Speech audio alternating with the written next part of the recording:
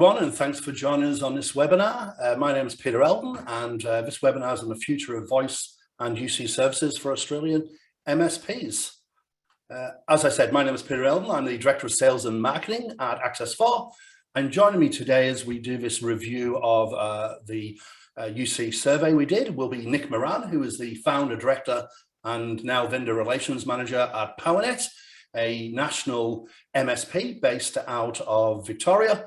And also joining us was Robert Giles, who is the Director of Syntech, which is also a Melbourne-based specialist MSP. So a Victorian contingent joining me as a Queenslander. So again, thank you everyone for joining us. And the purpose of this webinar is to do a dissection of a survey we did to the MSP community. Now, we did this in conjunction with CRN, our partners.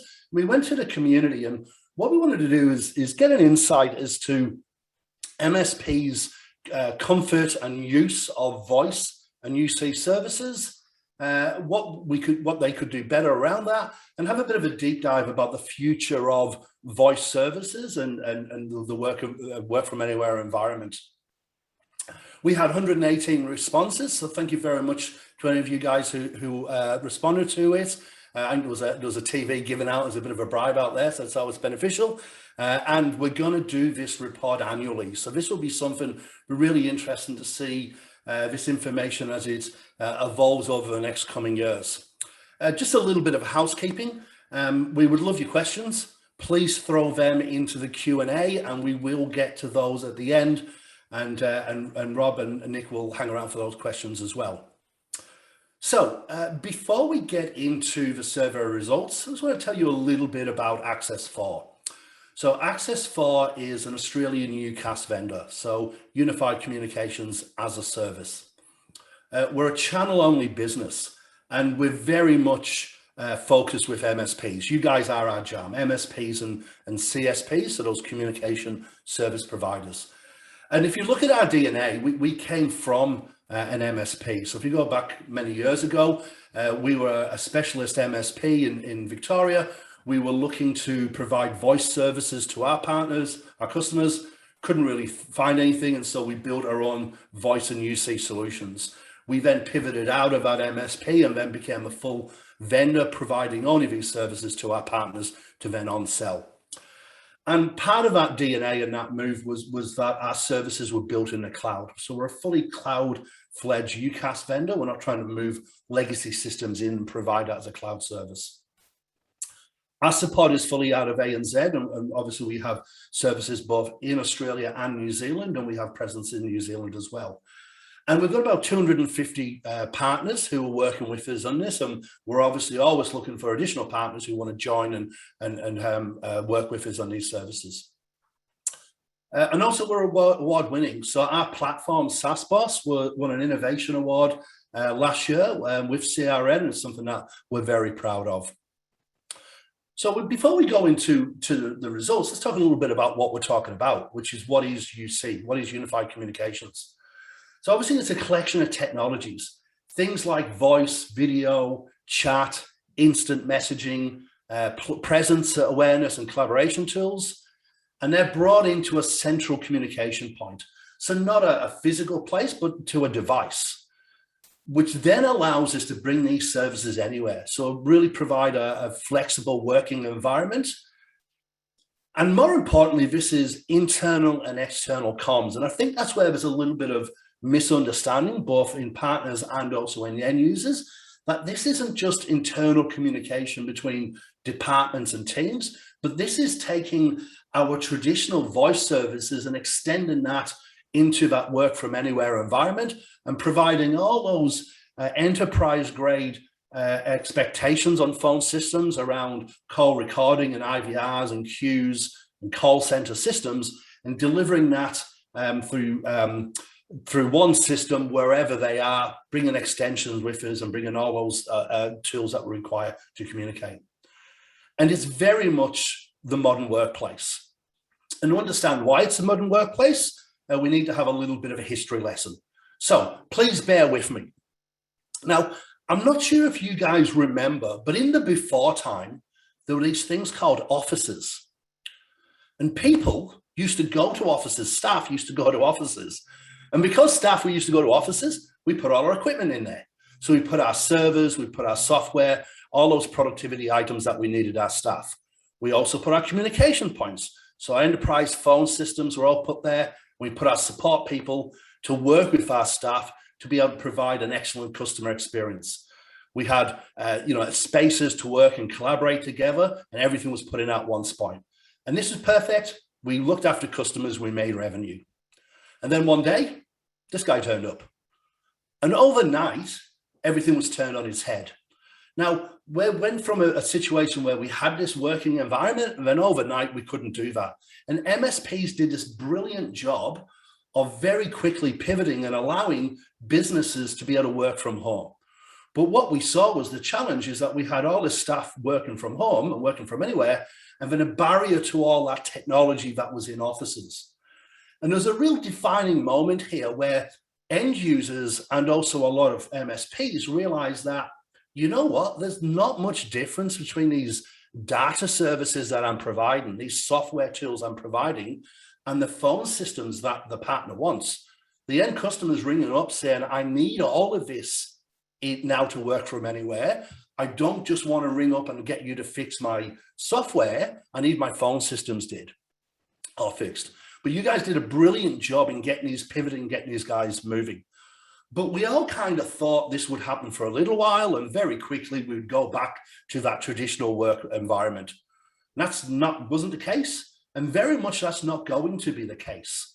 And so now we're at a situation where, there's a real divide in the road here. Is, do we just ignore those other services and just look after what we've done traditionally? Or do we incorporate those in, solve those problems, protect our customers and make revenue from that? And so what we do and what UCaaS does in general is we give that best of both worlds.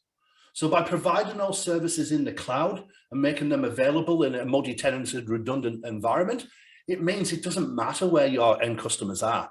They can be working from home, they can be working from the office, or more likely what will happen is they'll be working in a hybrid environment, a bit of both. You can provide those services and you don't need to compromise. They don't have to, okay, well, you just divert to mobiles if you're working from home. No, you can have all the services that you have in an office with those phone systems and that telephony benefits of call routing and customer experience, but no matter where they are, and more importantly, no matter what the event. And then secondly, and equally as powerful, we can take separated solutions like software solutions, put them together as telephony, and deliver that in one place by MSPs and by CSPs. So break the back of those telco duopolies and really bring in those services back to managed service providers and CSPs to allow them to protect their customers and provide a better customer service. And this is very much in front of mind for end customers. End customers aren't necessarily going to say to you, oh, good, you sell UCaaS. But the problems they have, UCaaS certainly solves. And we can see this from not only trying to get productivity, but also around staff retention and acquisition of staff by offering flexible working environments, and then solving the problems that creates around productivity, accountability, interaction, and customer service. You really can have the best of both worlds, which is that flexible working environment, but the assurances and reassurance that your staff are doing the right thing and customers are getting the best experience possible. And the opportunity is large. When we look at the opportunity around UCaaS and unified communications, we see that in 2018, it was 53 billion. It's now potentially going to be 180 billion by 2025, and that's US alone. And if you look at that larger, lighter green bar, that is around as a service or as an off-prem and a cloud solution. So as a service, cloud-based UC solution is very much going to outgrow anything else.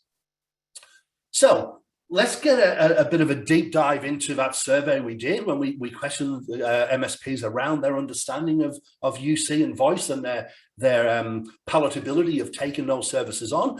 And to help me do that, as I said, I've got two learned gentlemen from the MSP community.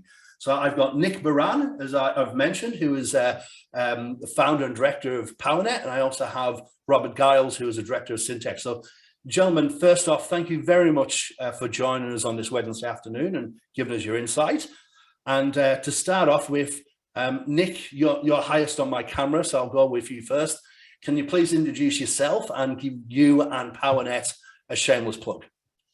Yeah, thanks, Pete. Good to be with you. My name's Nick. I'm one of the directors of Powernet, and we're an MSP that plays in the small to mid market. Established about 27 or 28 years ago. So been around a bit, and yeah, with offices in Melbourne, Sydney, and Brisbane. So this, going through the changes like everyone else at the moment. Brilliant. I said welcome and thank you for joining us. And Robert, same thing for you. Shameless plug about you and you guys. Yeah, mate, sure, no worries. Well, thank you very much again for having me on. So Syntech IT, we founded back in 2012. Basically, we focus primarily on the healthcare industry. So we're dealing with a lot of small to medium-sized businesses there. Basically, we've steadily grown over the years. We're still a very young, still very small MSP, but we tend to punch above our weight. We've been the recipients of numerous industry awards and that sort of thing as well. Yeah. And Well, thanks for joining us, gentlemen. So just having a bit of a deep dive onto this survey, as I said, we did, which we'll do annually. So a couple of key findings we got out of it. So what was really interesting was there was some really contrary data out of it. So you can see that it's very much a new fields or green fields opportunity and a challenging opportunity, and people are trying to get ahead around the opportunity and also the risk. So what the outcome was is that there was never a better time for MSPs to offer voice and UCaaS solutions. Yet a lot of MSPs were very reluctant to offer it to their customer base. We found that more than 40% of survey respondents said they didn't see a business case, which was quite interesting. We saw that while 25% said that there was slender margin in it and it wasn't really worth their while doing it. 65% of MSPs who were selling voice was only selling it to less than 50% of the customers. That's an interesting one we'll get into a little bit later on as well around that. But on the contrary, 70% of respondents said that believe that hosted UC services were in high demand. So there's really that contrary of, do I see a business case? Is there much margin? It's hard to scale it, but geez, there seems to be a lot of interest out there. So going to the questions that we asked in the survey, one of the ones we asked was, what is holding back your business, the MSP, from building a voice practice? And so when we see here, what we see is 43% said, as I said earlier, that they didn't see a business case. 34 were saying that there was a lack of expertise internally. And then 29, as I said, were saying that there was low margins and so it wasn't really worth their while. And then 9% was around that legacy telco, really difficult to deal with. Robert, I'll go to you first. Prior to you coming in to voice, what was holding you back? Was it any of these? And was it perception or was there a reality to that? Well, I suppose for us at the time, I suppose lack of a business case was a lot of it. I mean, we've been doing UCaaS only since last year. We've taken our time trying to find the right partner and right vendor to go with. I wanted basically the experience not only be as good for us as it is for the client. And so, yeah, we basically held off moving to UCaaS for quite some time because we couldn't really find anyone out there to service and that was going to offer us basically the level of support and service that we believed our clients deserved. So kind of prior to that, it was just a matter of, oh, look, who you've been going with at the moment, cool, let's work with them, let's get something up and running for you. So that's basically kind of what held us back with regard to those sorts of things. That's really interesting because there's two things you touched on there. So lack of business case, and I'll bring Nick in here as well, is that really the fault of the vendor? So if I can't convince you guys that there's a good opportunity in voice, is that really the vendors doing a poor job in articulating the benefits of voice and UC to MSPs rather than them just sticking to those traditional voice providers? Yes. Okay, moving on. I think lack of a business case comes, I think a lot of those results are actually related. So lack of a business case comes from the business not seeking those opportunities as well. So if certainly from if your MSP is similar to ours, where over the years we've tried to dabble in a bit of this and a bit of that, and not really put it in properly, or it might have been driven by one person within the business, but people didn't have the technical expertise to be able to support it, and then ultimately you lose confidence because certainly from an MSP side, if you're focused on customer satisfaction, if their phones go down and you don't have the technical expertise, you end up thinking, no, it's just not worth the relationship that I've got with that client to take on that risk. So I see the education as to how to sell it, how to support it, how to onboard it properly. Absolutely part of selecting the right partner. I think you hit the nail on the head with the confidence thing as well, because I mean, if you're not confident in the product, I mean, the client's going to see that straight away. If you're going out on site and you're fluffing around saying, oh, look, I need to check on this and this, then straight away the client's going to go, oh, geez, I've made the right decision. Yeah, and we've got ourselves involved over the years. Quite a number of years back, when you see the opportunity, you get yourself involved. You probably get over your head, to be completely brutal about it. You get over your head, and you're then a little bit gun shy, sort of moving forward. Yeah, and there's a couple of points that I'll just pick up on. One of them is around that risk of your current customers. So, what we're talking about here is there's a real opportunity to go and sell additional services and build additional recurring revenue from your current customer base. But the juxtaposition there is you can also really upset your current customer base by doing something poorly or having a vendor that doesn't support you.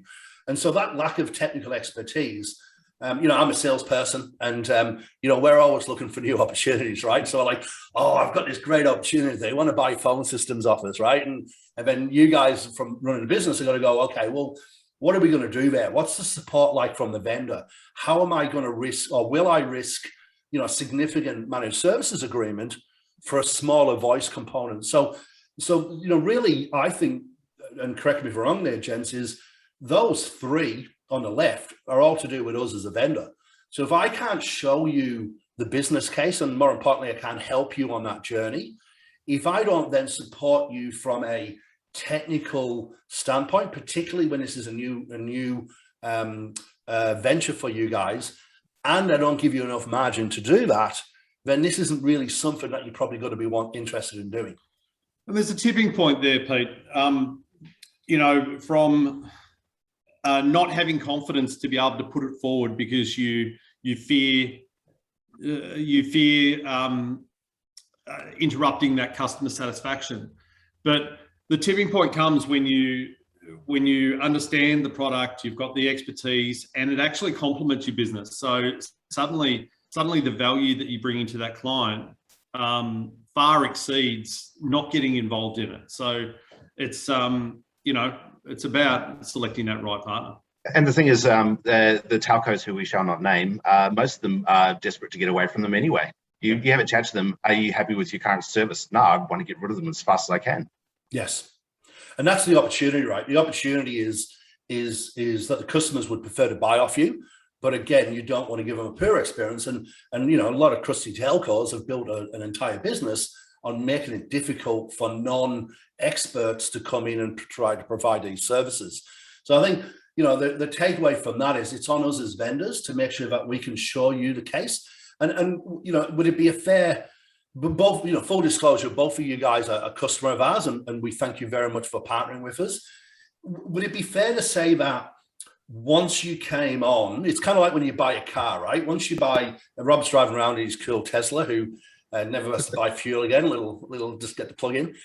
But when you buy a new car and suddenly you see that car everywhere, which you didn't really notice before you bought it, Is that a little bit like this? So once you've came on and made that commitment, or that decision to start talking about voice, are you then seeing those voice opportunities more so in your customer base?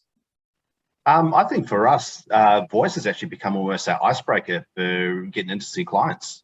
Okay. We're finding that more clients are, obviously we're talking about managed services and everything else that we can do, but we're finding a lot of them, our initial conversation, our icebreaker is about the phone systems, and then that's leading into other things. Yeah, it's really interesting because there are two things that are on people's minds right now. Is how do I help my staff work from home, and what do I do about security? And I know both your organizations are very strong in security. And so if you're having both of those conversations, you're really covering both of the things that are front of mind on those end customers' minds. Yeah. Brilliant. Well, thank you for that feedback. Let's move on, and we'll see what else we've got on this survey.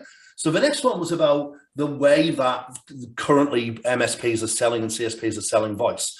There's a real even spread along here, except for that last one, which is 29% of people aren't selling voice at all, which is really interesting. So what we're seeing is that everyone's dabbled a little bit in voice. So we've got the 16% around their own platform, which is grabbing a vendor and really building that out themselves. There's carrier wholesale, which is they're buying those services, often more traditional telco is offering that. Then we've got that cloud wholesale. So really keeping an eye on that future and offering that as a service. And then an agent, which is, that situation where you're referring a partner and maybe taking a little bit of referral money through there, but you don't own that client from a voice standpoint because you're not billing those out.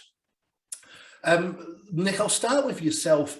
Prior to coming on to UC fully, what was your experience with voice? Were you using one of these, and was there any challenges around that particular format? We probably had some relationships with a few organisations. So, you tend to build up those relationships over time, and then they fall by the wayside because you haven't got traction through your sales team or your support team. But we had some legacy clients that had some of our own platform type services as well, that when you look into it, were not adopted, not embraced through the organisation. So we had a mixture of everything, and that just didn't help the whole overall confidence in a particular product. So we saw this as the perfect opportunity to be able to onboard our whole company and our whole team and educate at the same time on one platform, one service that sort of filled the gaps. Yeah, interesting. And Rob, what about yourself? Were you in that 29% where you hadn't done anything at all, or were you doing anything with those previous ones? No, we were in the 29%. Sorry? Yeah, no, we're definitely in that 29%. Yeah, so just hadn't done that at all. And a lot of that's around just that ability to scale and focus, right? Yeah, we had looked into it, and it's something that we had broached, we popped the question to our clients earlier, like over the last sort of 12 to 24 months prior to signing up with Access 4.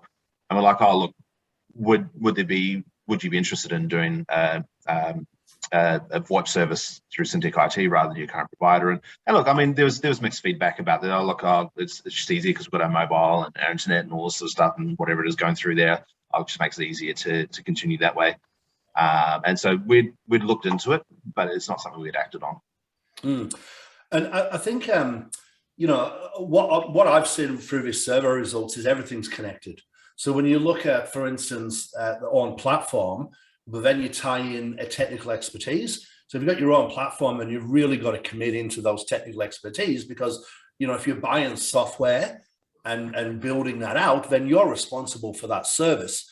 Whereas if you're buying it from a wholesale carrier, well, you're not responsible for it, but you don't really have a lot of control over what's going on. And then that then threatens those relationships you have, because you're hanging on the other end of the phone, asking someone else to fix a problem that might be a small problem for them, but it's a major one for one of your partners. And then finally, that agent or cloud, that's where there's little margin.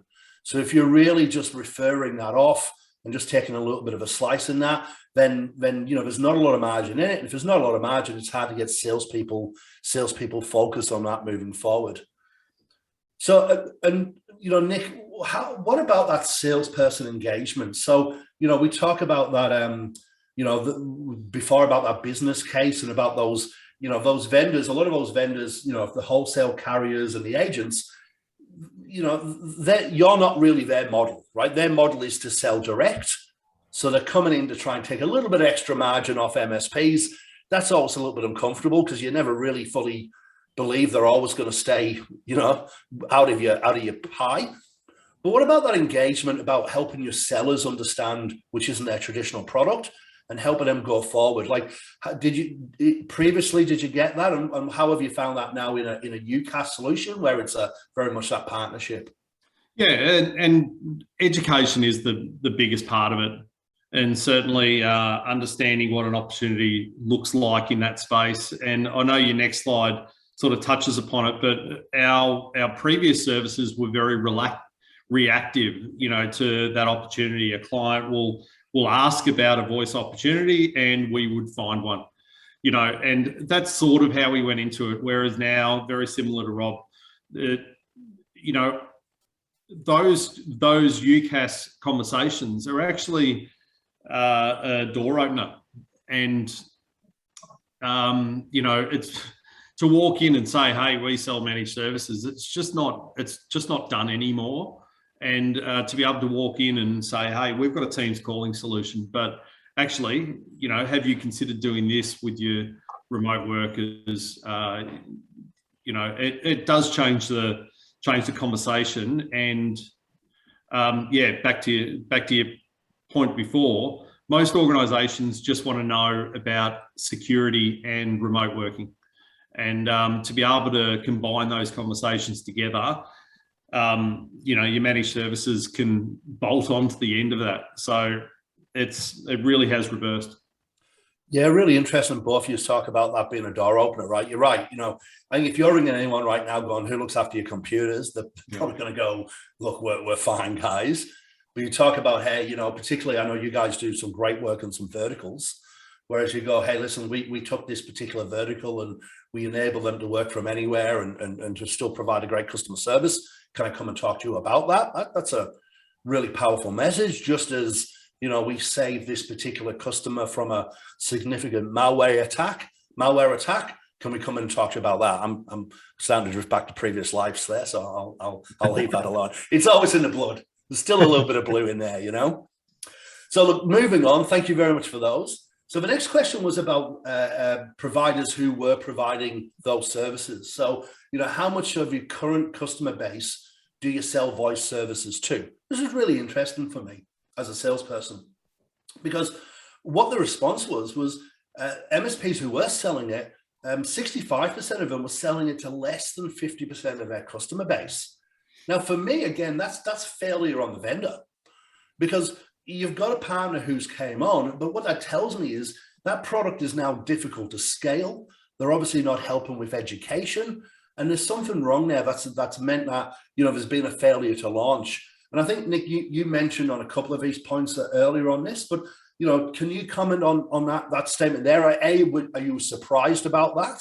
And what do you think a lot of the reasons behind that are?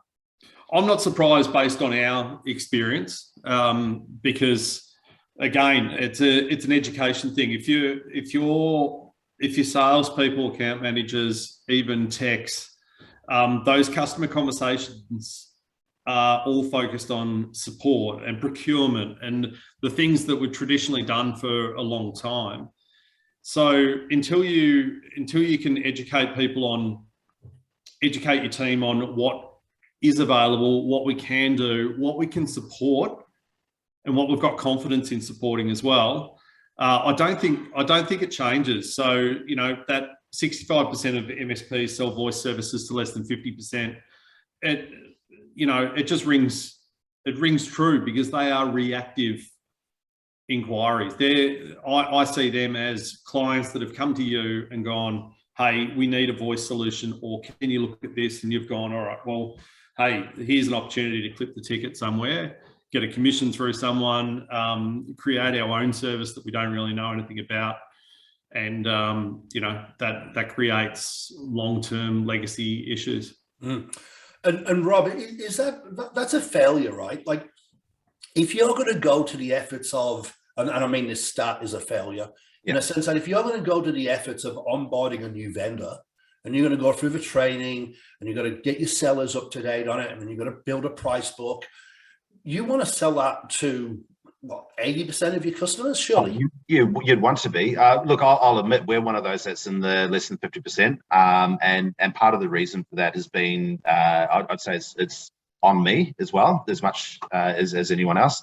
And the reason for that has obviously been a small MSP. I was wearing all the hats. I was doing tech support, I was doing sales, I was helping out with marketing, I was managing the business, everything like that. And so obviously a lot of the time your focus is on potentially your higher margin solutions, like you manage service and all that sort of stuff. And quite often the UCaaS stuff would fall to the wayside. But as we've just spoken about before, it's for us, especially over the last sort of couple of months, especially, it's our door opener now.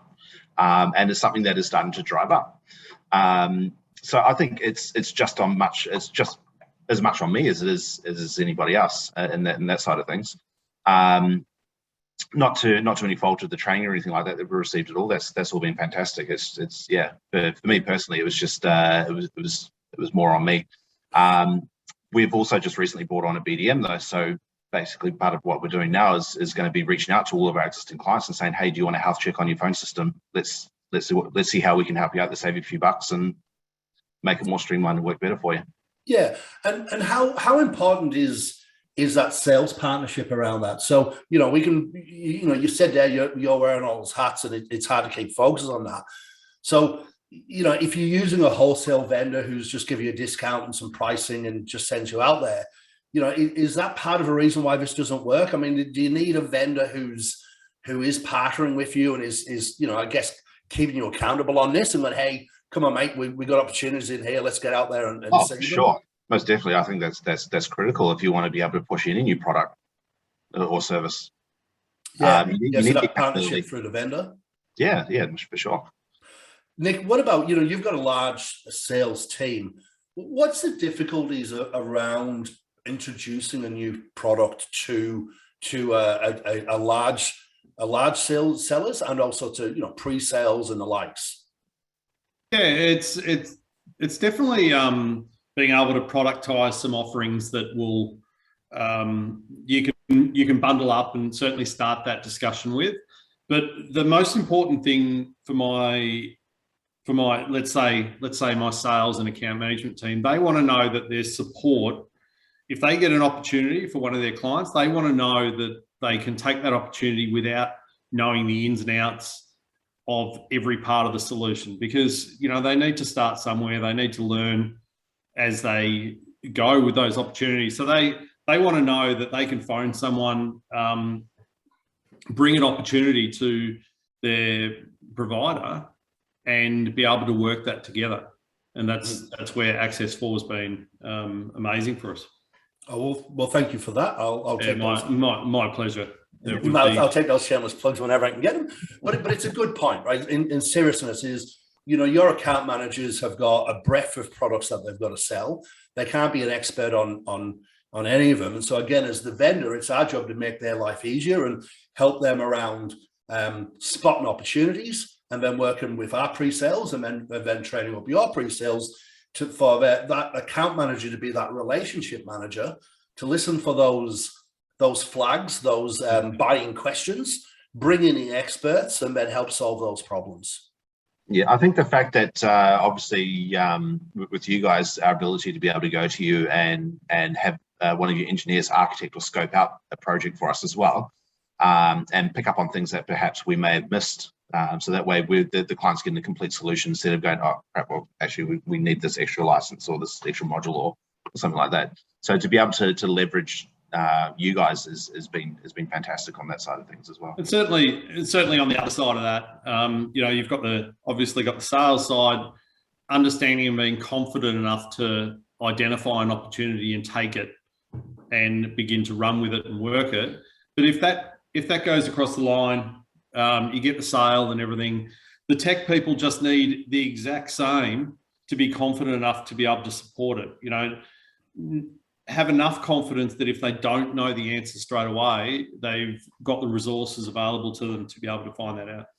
Yeah, brilliant. Because you're right. Because, you know, just as if the salespeople can't get trained up, it's a problem. But if very early in that relationship, engineers have a bad experience, that's a death knell for that vendor. Yep. Yeah, very much. And just on that, let's have a quick look at some of the frustrations people find around their telcos. And this is a lot of it is that traditional telcos. So when we found out what were the challenges, first off, 29% didn't have a problem. So that's the 18. Well done, telcos. That's not too bad. But when we look at across the board, I don't think any of these are a surprise to us. All right. So, you know, hard to navigate systems. So, you know, again, if you can't scale something, that's very difficult. Why would you bring it on? The voice and UC features are limited. So again, if that's a traditional telco, they're really scrambling right now to provide full UC solutions. Their solutions aren't really built for that. You know, one I know is very important for you two gentlemen is around that integration into your tools, so your PSA and RMM tools. You know, risks around contracts was high, and then again that margin around not having enough margin to get in there. You know, from you guys, what would you see as and I'll start with you, Nick. What would be the biggest roadblock for you out of that group there? Oh, look, from our point of view, we could never gain traction on something that didn't fit in with our Microsoft relationship. I mean, that as much as you'd probably hate it, Pete, that is our number one relationship. I'm not fighting. I'm not winning that battle. So, you know, that's our number one relationship. Our skills, our expertise around that stack is huge. So to be able to offer something that plugs into that ecosystem is essential for us. And we were probably caught say Teams calling. We were probably caught in an awkward sort of hybrid scenario that didn't really fit in with our client strategy and the tech strategy that we're taking to market. So, you know, for that's a major part of it. And the billing, you know, as far as how to bill this stuff, it's great when you've got one client or two clients, but when you start to scale that up, you know, I was getting yelled at on a constant basis by my admin team for signing up contracts that we really couldn't bill properly. That's a good point, because then what starts to happen, you start getting bill leakage, right? And so now you're selling services, and you know, if you're not billing that out as a salesperson, that strikes my heart. Is if you sell something and don't bill it, that a salesperson dies when that happens. It's terrible, you know. And Rob, what about yourself? What out of this list here of challenges? What were the big ones for you? Yeah, I suppose a lot of the ones that we've dealt with have been clients that are currently tied into existing contracts with their current telcos, and potentially like the buyout costs for that. But then once you go ahead and you show them, hey, look, this is actually how much we can save you each month, the buyout costs or the payout costs for the contracts are normally very minuscule. We did have a look at another vendor that we were actually using internally prior to Access for as well, and the provisioning on it was just absolutely hopeless. Everything had to be like, if we're doing Teams, integrating Teams with the vendor, we're having to do manual PowerShell scripts and all that sort of stuff to tie them all together. It wasn't practical. It wasn't scalable easily. Yeah, and that's exactly right. So those integrations into your own tools and giving you ability to scale is important. So moving on to the opportunity and talking about where we're moving around this. So again, when we talk to partners about what the main advantages they saw around UC, is they saw that 33% said it was customers need it, right? It was easy to sell. 37% were saying it was a good way to increase recurring revenue. And as we all know, as MSPs, I'm an ex-MSP, you know, recurring revenue is king. Of an 18% said it was easy for them to add on to additional services. And Nick, you know, you mentioned, and you have Rob, around Teams. You know, Teams calling is a very important pillar for us, and that's an area that we've really excelled in providing our services out. Because let's face it, there's a lot of Teams out there, and been adding that Teams calling in is that additional point. we also saw that 100% of people who were surveyed said there was at least one advantage to offering UC. And so for me, those three are really our mission statement, which is, your customers need it. And if you're not selling it, then someone else might be trying to, or will be trying to. You can get recurring revenue from your current customers without having to find any more. And you can add it on and make those things stickier. For you guys, what was the catalyst? I'll start with you, Rob, for UC out of these, or if there was something else that you saw there.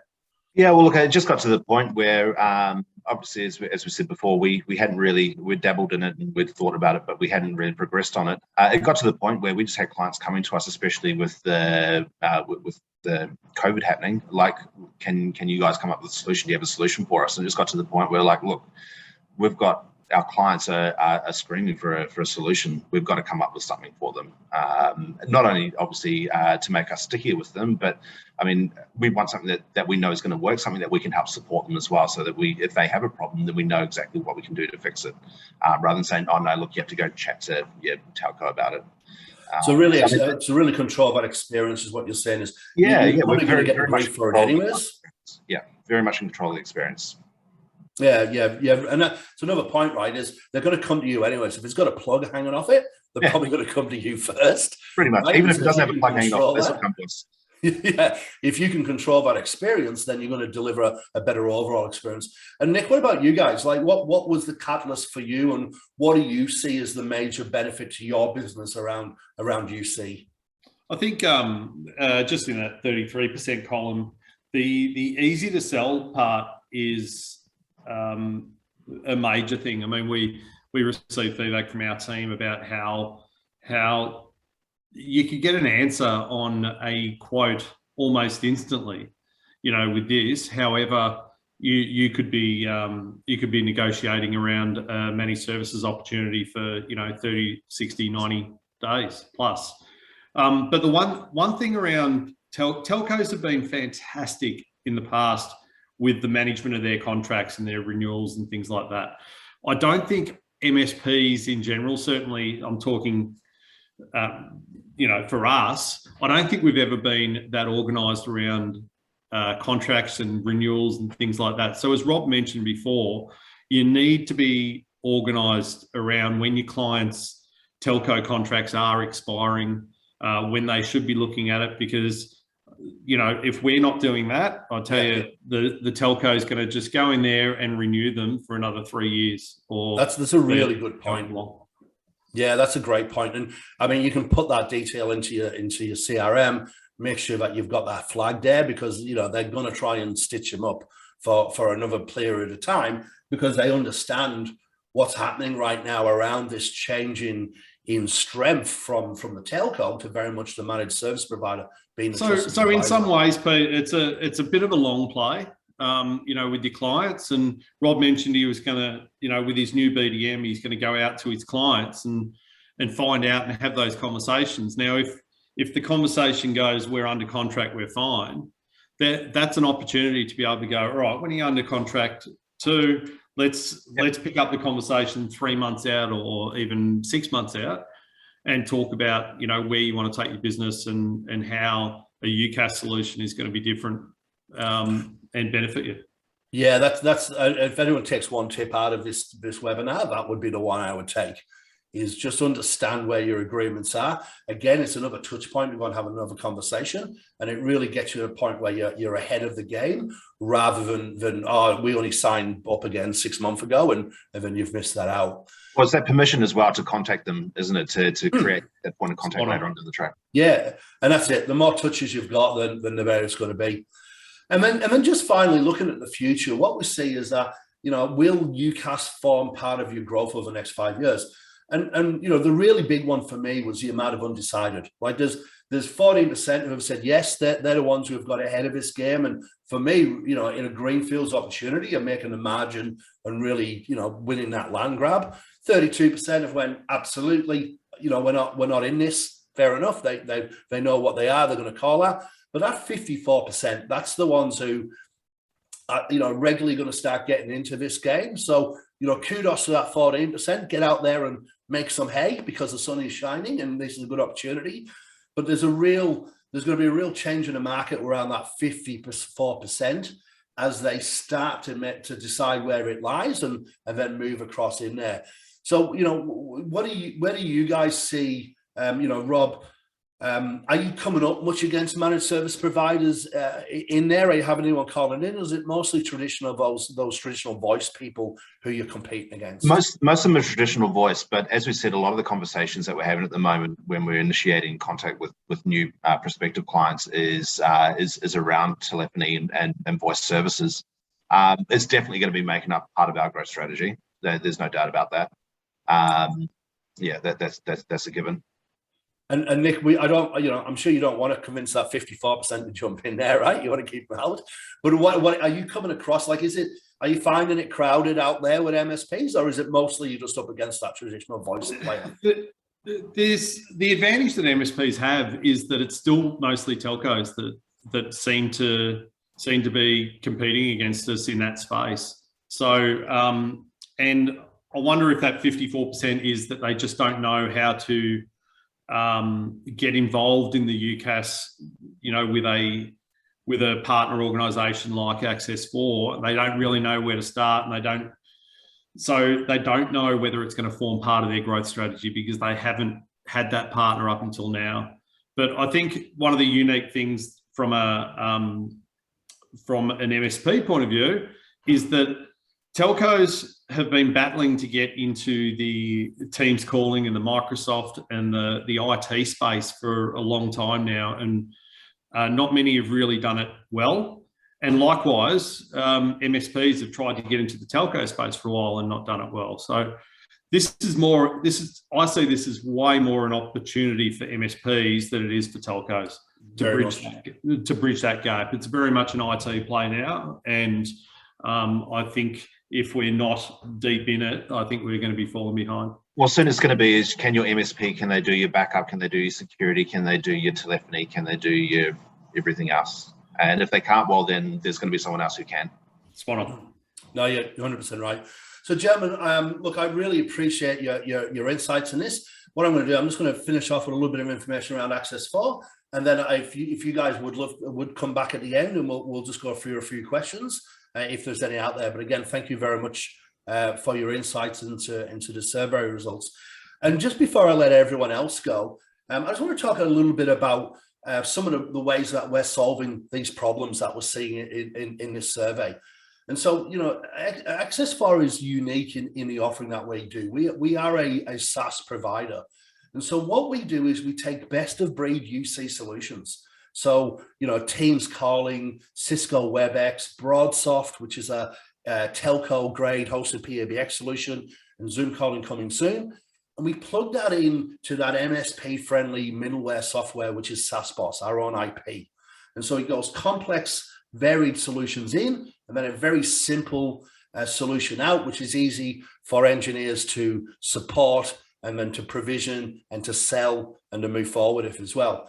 Then what we also do is understanding MSPs is we take those complementary add-on solutions that you guys rely on, such as ConnectWise and your billing systems, and we plug that all in together to make that work easily and comfortably, so allow you to scale, to solve a lot of the problems that we've spoken about in this survey. But let's have a quick look at what we exactly do as a service. So the number one is integrated billing. So you don't need to build a new billing system. We automatically have that ready for you guys. It's carrier-grade technology. We're not playing around with kind of bleeding-edge solutions that may or may not work. Everything is self-service. We understand that MSPs, if you've got to ring us to do something, then you've failed and you've probably lost some margin. So that empower you and your team to be able to do this easily. No revenue leakage. The guy spoke about that earlier. So the ability to know that if you put a customer on, a bill's going to spit out the other end, super powerful for recurring revenue model. No CapEx. So, you might see an opportunity in voice, but if you've got to spend significant dollars on that first foundation customer to set up a practice, bring in specialized engineers and staff, then that's a risk to that business. Again, zero touch provisioning. We understand that porting is difficult. We've built a lot of process and systems and people in place to make sure that system is easy. We include a fast port, which means that we get those services onto you and your billing very quickly. We also understand that support is king. You know, you guys are bringing in managed services agreements and you have happy customers. We want those customers to be happier because they're using our services through the support rather than a worst case. And this is a really interesting one for me. So we basically become your R&D team. So we're constantly looking at new and better products that we can add into our solution. So when we look at those services that we offer on the left there, on top of that, there's also a layer of additional services like call center and analytics and the likes that we're always adding to add additional services that solve problems for end customers, but also allows you to add additional recurring revenue products onto your list as well. And then again, giving you the reporting and analytics to prove your worth to those to your customers and provide that your managed service agreements are worth the money that they're paying. And again, the integration that we spoke about. So what does all this mean? So what this means is UCaaS, but also more importantly, Access 4, we can help MSPs make profitable revenue from voice. We can do that without really, massively impacting your engineering team. So your level 1 guys can understand and support this stuff. And importantly, in the process, we'll give you happier and stickier customers because they prefer to buy these services off you. And once you bring those services in, then they're more likely to stay.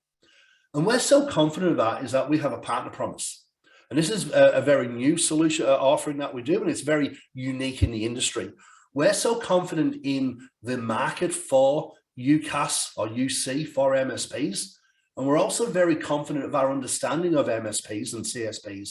And so we have this offer, which is if you qualify for our assurance program, so if you come on as a partner and work with us with some gates around working together around sales and marketing and training, we believe that you'll generate $50,000 in ARR, so analyze the recurring revenue, within the first 12 months.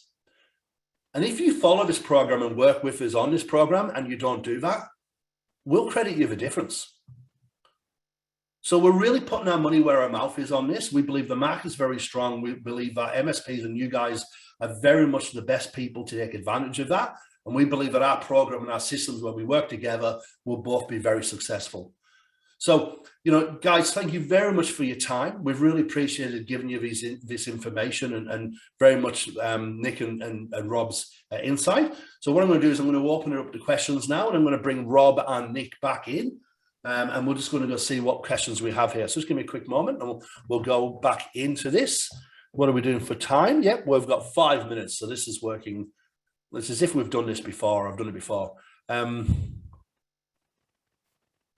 How is it also come from a lack of, okay, so one of the questions is, it's a lack of knowing exactly how to sell UCaaS, which is a really good question. So, if you can have the best solutions in the world, technically, but if you don't have the training or the skill sets to actually be able to sell that, then, the products aren't going to scale and they're not going to go out there. Gentlemen, we touched on that a little bit, but just to reiterate that, how important is that for Rob, for you, is to get that support from a vendor who's actually going to help you from not only from a technical standpoint, but from a sales and marketing and getting that message out to market? Oh, critical. With the vendor having your back both on the technical side and the sales side of things is super important. I mean, the amount of marketing material and battle cards and that sort of stuff that you guys have makes selling it like a piece of cake. It's a given. But yeah, look, I mean, definitely you do need to obviously do your due diligence when you're onboarding and learn what the differences are and the nuances are with regards to the UCaaS and that sort of stuff. But I mean, at the end of the day, I mean, you've been selling backup and you've been selling security, you've been selling managed services. This is just another little tool in your belt to go along with it. It's not anything new that you haven't already been doing. You just got to learn something new. Yeah, brilliant. And Nick, I've got another question for you. It's a really interesting question, which we haven't touched on, but I really like this. So this is around redundancy. So, we talk about data redundancy and business continuity, but what about voice as well? So we've seen so much of a change in uncertainty in how we work and what's going to happen next. How important for businesses is it to have a redundant voice solution that's cloud-based and protected these days? Yeah, absolutely. It's critical, but it's one of those compelling events that needs to happen for people to see value in it. And I think part of the opportunity is that a lot of customers are sort of dipping their fingers and toes into a Teams calling solution that may not have any redundancy or any smarts behind it. And this is where you can really talk about the value. I mean, we've picked up a number of clients purely based on the fact that their previous Teams solution was literally just that. And, that's no way to run a business. It's very difficult to run it and spec it up for a business on, with just the Microsoft side of it. Yeah, and it's a good point. There's a marketing story, but there's a reality, and partners understanding that redundancy side of that and the importance of voice to a customer. And as you said earlier, you don't want to, upset a significant managed services agreement because of an error around the voice side of it. So yeah, really, really good points. So look, the guys, only thing, sorry, Pete, before you go, I just wanted to say about to answer the question before about how to sell to UCaaS to customers. I mean, that's the challenge for everyone. I was challenged when we were signing up. I was challenged by your partner manager, and he said the onboarding of a new partner like us is something that you guys take